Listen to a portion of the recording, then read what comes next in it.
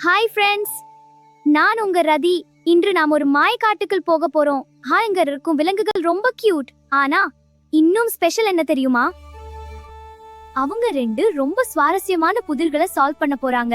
யார் உண்மையான காட்டு மேதைன்னு தெரிஞ்சுக்கணுமா அப்படின்னா ஸ்டோரிய ஸ்கிப் பண்ணாம முழுசா பாருங்க. ஒரு அழகான மாயம் நிறைந்த காட்டில் யானை தன்யன், குரங்கு கிரிஷ், மான் நிவி மற்றும் பல விலங்குகள் சந்தோஷமா வாழ்ந்து கொண்டிருந்தன. ஆனா அந்த காட்டில் ஒரு நரி இருந்தது. அவன் பெயர் ஏகன். அவன் ரொம்ப புத்திசாலி.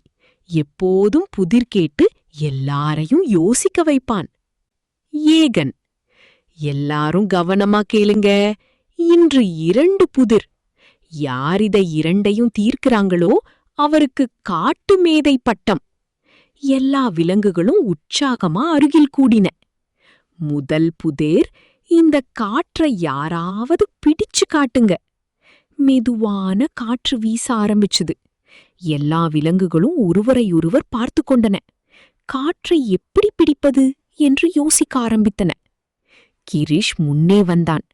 நான் ட்ரை பண்றேன். காற்று வரும் திசையில் கையை நீட்டி அதை பிடிக்க முயற்சி செய்தான். கையை மூடி பார்த்தான். ஆனா உள்ளே எதுவும் இல்லை. அடடா, காற்ற கையால பிடிக்க முடியலையே என்று சிரித்தான். நிவி வந்தாள். நான் முயற்சி பண்றேன். காற்று வரும் இடத்துக்கு போய் வாயை திறந்து பிடிக்க முயற்சி செய்தாள்.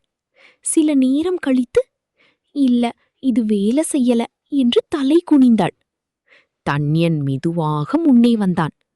நான் என் தும்பிக்கையால ட்ரை பண்றேன். தும்பிக்கையை நீட்டி காற்றை உள்ளே இழுக்க முயற்சி செய்தான். பிறகு தும்பிக்கையை மூடி பார்த்தான். உள்ளே காற்று இருக்கான்னு தெரியலையே. இதையும் பிடிக்க முடியல என்று சொன்னான். எல்லா விலங்குகளும் குழப்பமடைந்தன. இது எப்படி முடியும் என்று யோசித்தன.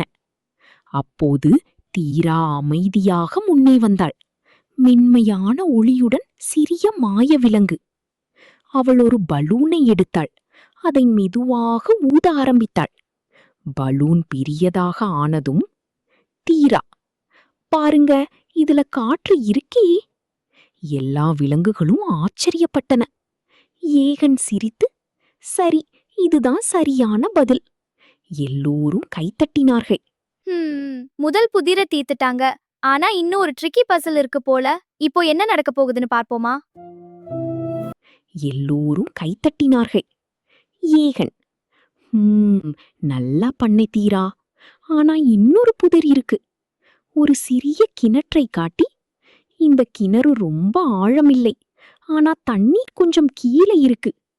யாரும் உள்ளே போகக்கூடாது, கயிறு யூஸ் பண்ணக்கூடாது.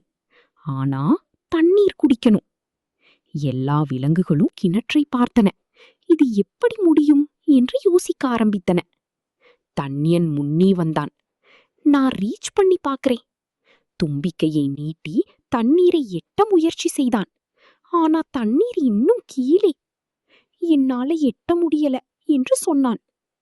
கிரிஷ் சொன்னான், நான் குதிச்சு ட்ரை பண்ணலாமே. கிணற்றின் விளிம்பில் ஏறி உள்ளே இறங்க முயற்சி செய்தான். ஏகன் உடனே, உள்ளே போகக்கூடாது. கிரிஷ், அப்படின்னா எப்படி என்று குழம்பினான். நிவி மெதுவாக வந்தாள். கிணற்றுக்குள் குனிந்து பார்த்தாள். தண்ணீரை எட்ட முயற்சி செய்து முன்னே குனிந்தாள். ஐயோ, இன்னும் கொஞ்சம் குனிந்தா விழுந்துருவேன் போல. உடனே பின் சென்றாள். எல்லா விலங்குகளும் சோர்ந்து போனார்கள். இது ரொம்ப கஷ்டம் என்று சொன்னார்கள். தீரா அமைதியாக யோசித்தாள். நீரை எட்ட முடியலனா நீரையே மேல கொண்டு வரலாமே. அவள் சுற்றி பார்த்தாள். சிறிய கற்களை எடுத்தாள். ஒன்றாக ஒன்றாக கிணற்றை போட ஆரம்பித்தாள். பிளாப், பிளாக், பிளாப். ஒவ்வொரு கல்லும் போகும்போது தண்ணீர் கொஞ்சம் கொஞ்சமாக மேல வர ஆரம்பித்தது. சில நேரத்தில் தண்ணீர் மேலே வந்து எட்டும் அளவுக்கு வந்தது. தீரா மெதுவாக தண்ணீர் குடித்தாள். எல்லா விலங்குகளும் ஆச்சரியப்பட்டன. ஏகன் மகிழ்ச்சியாக, நீதான் உண்மையான காட்டு மேதை. ஏகன் அனைவரையும் பார்த்து, ஒரு பிரச்சனைக்கு நேரடி வழி இல்லை என்றால் வித்தியாசமாக யோசிக்க வேண்டும். வித்தியாசமாக சிந்தித்தால் தீர்வு கிடைக்கும். தீரா இப்படி வித்தியாசமா யோசிச்சு பிரச்சனையை சால்வ் பண்ணுச்சுன்னு பாத்தீங்களா ஃப்ரெண்ட்ஸ்? சில நேரங்கள் ஆன்சர் நம்ம கண் முன்னாடியே இருக்கும், ஆனா அதை கண்டுபிடிக்க வித்தியாசமா சிந்திக்கணும். இந்த கதை உங்களுக்கு பிடிச்சிருந்தா லைக் பண்ணுங்க, ஷேர் பண்ணுங்க, சேனலை சப்ஸ்கிரைப் பண்ண மறக்காதீங்க. அடுத்த மாய கதையோட மீண்டும் சந்திப்போம்.